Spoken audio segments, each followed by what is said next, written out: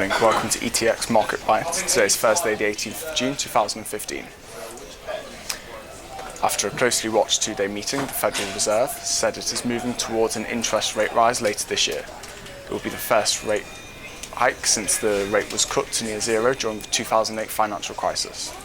Although the jobless rate is currently at 5.5%, close to where policymakers said it needed to be before an increase, the bank said that conditions in the labour market and inflation did not yet warrant an increase. The Fed said it would raise rates when it had seen further improvements in the labour market and was reasonably confident that inflation would reach its target of 2% in the medium term.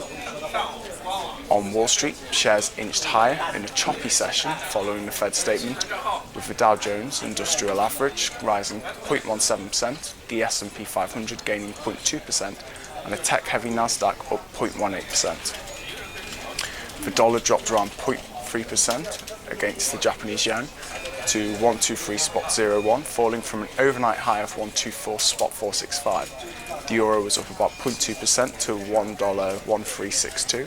Adding to the previous day's 0.8% rise. After better than expected wage growth data adding fuel to a potential rate hike by the Bank of England, the pound twitched to a 7-month high of $1.5852 in Asian trading.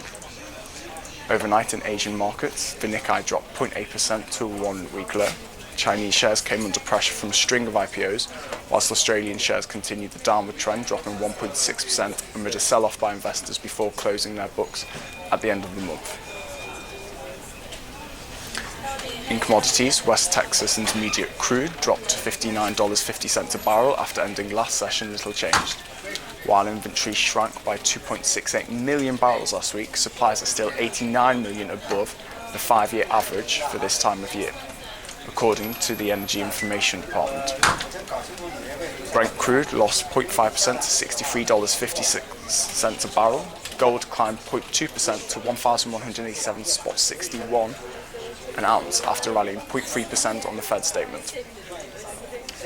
British discount retailer Poundland met forecasts with a 19% rise in annual profit, though the firm cautioned that it expects the first half to be subdued after its sales growth slowed in its new financial year. Early this week, Nomura reiterated a reduced price on the stock, and in early morning trading, stock was down 4.75% to 294 pence per share.